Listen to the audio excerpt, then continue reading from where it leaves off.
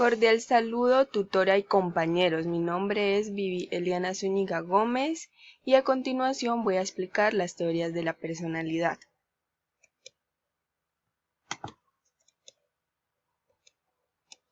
Primeramente tenemos la teoría biológica. Esta considera que las perturbaciones en las emociones, la conducta y en los procesos cognitivos son causadas por anormalidades en el funcionamiento del cuerpo. También tenemos algunos planteamientos de la antigua Unión Soviética que decían que las conductas, los pensamientos y las emociones complejas son resultado del sistema nervioso.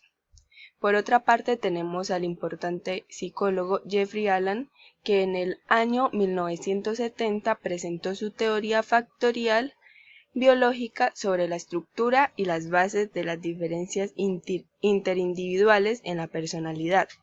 Según el modelo de Gray, estas se deben a mecanismos biológicos que se relacionan con las reacciones al reforzamiento, castigo o a los estímulos o situaciones novedosas.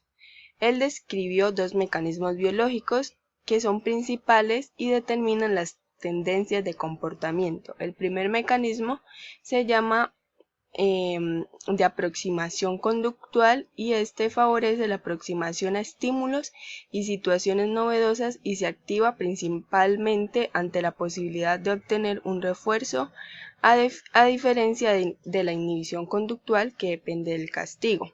Entonces tenemos el mecanismo de inhibición conductual. Está implicado principalmente en la evitación de situaciones y estímulos desagradables como lo es el castigo. Él también propone dos dimensiones básicas de la personalidad, que son la ansiedad y la impulsividad. Por otra parte, tenemos la teoría cognitiva. Esta se centra en los procesos de pensamiento y en la conducta que manifiesta esos procesos.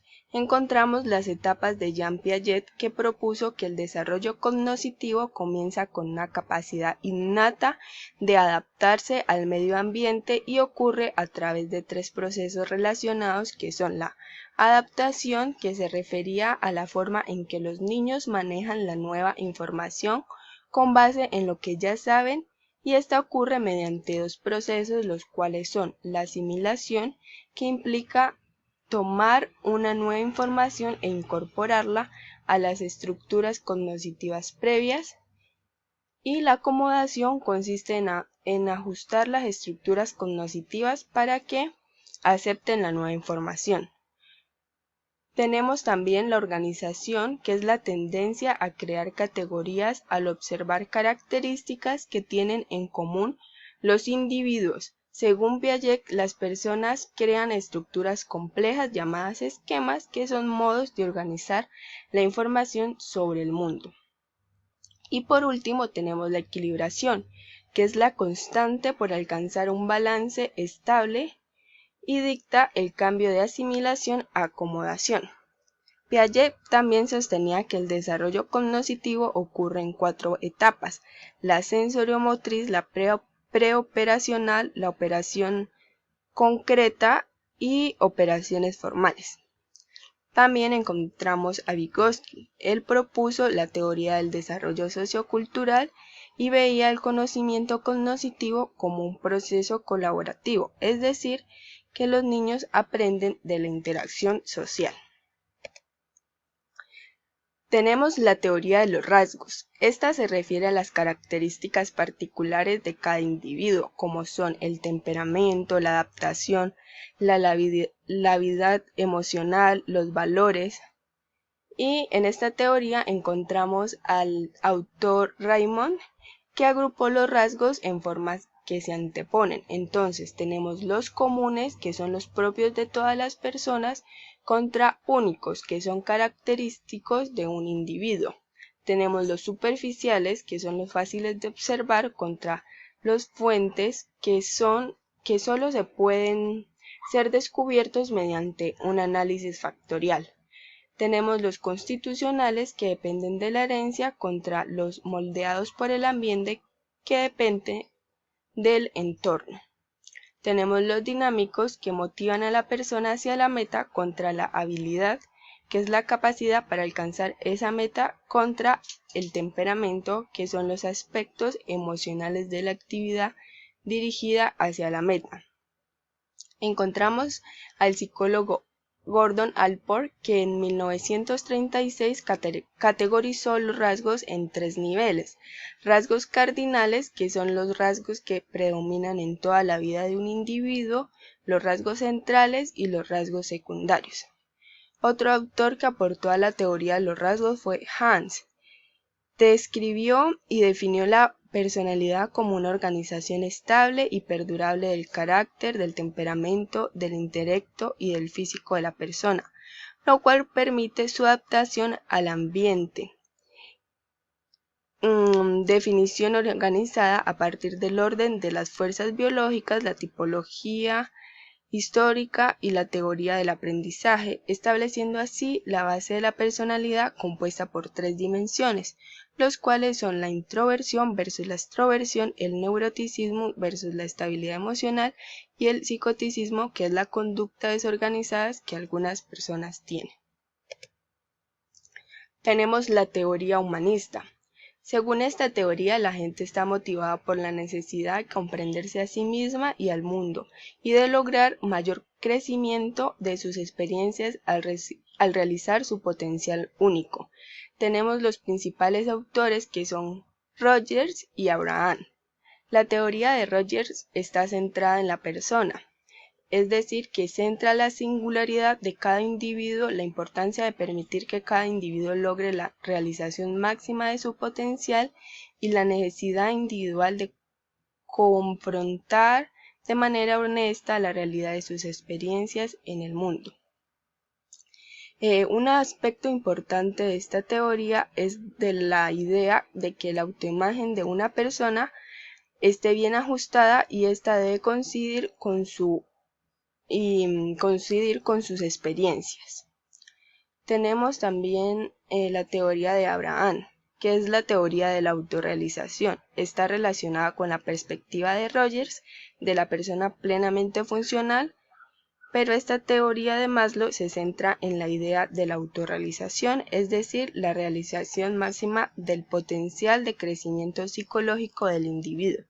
Esta teoría es mejor conocida como la jerarquía de necesidades de Maslow, la cual describe el orden en que deben cubrirse las necesidades humanas. Tenemos la teoría psicoanalítica.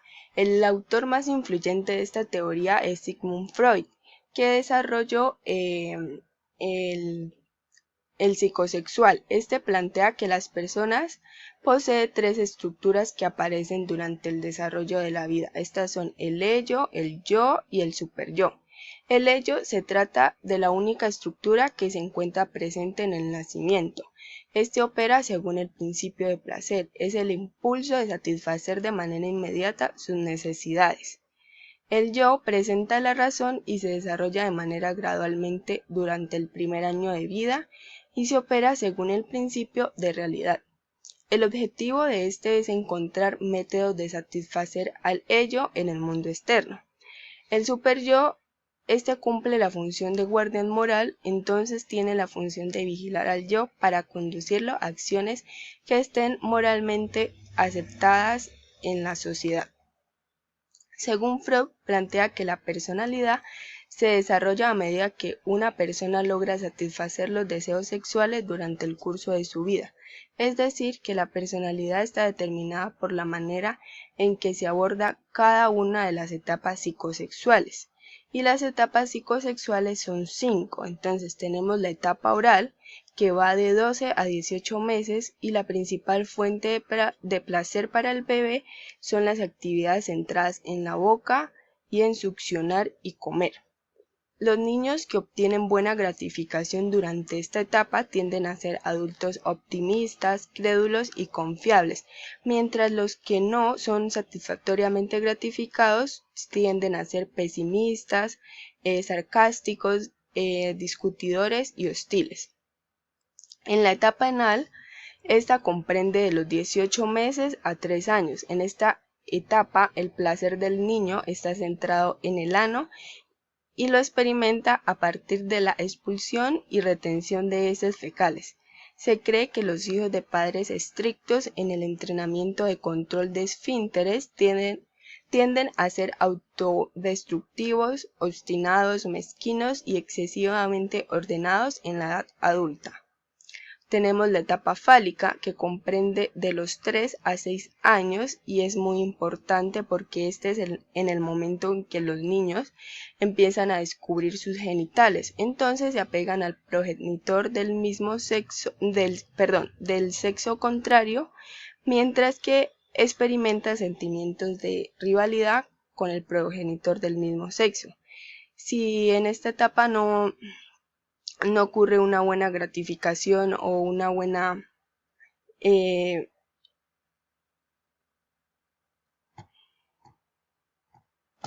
como venía diciendo, si no se da una buena gratificación en esta etapa, puede ocurrir el complejo de Edipo o Electra. Entonces, seguimos con la etapa genital, en el momento en el cual se despiertan los impulsos sexuales, permitiendo que el adolescente satisfaga todos los deseos reprimidos durante la niñez. Las personas que logran abordar satisfactoriamente esta etapa desarrollan un muy buen sentido de la responsabilidad y preocupación por los demás.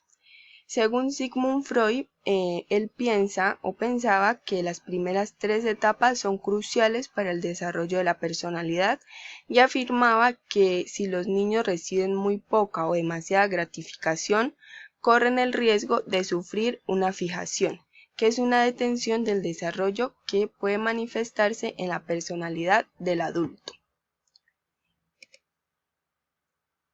Bueno, muchas gracias. Hasta aquí van las teorías de la personalidad.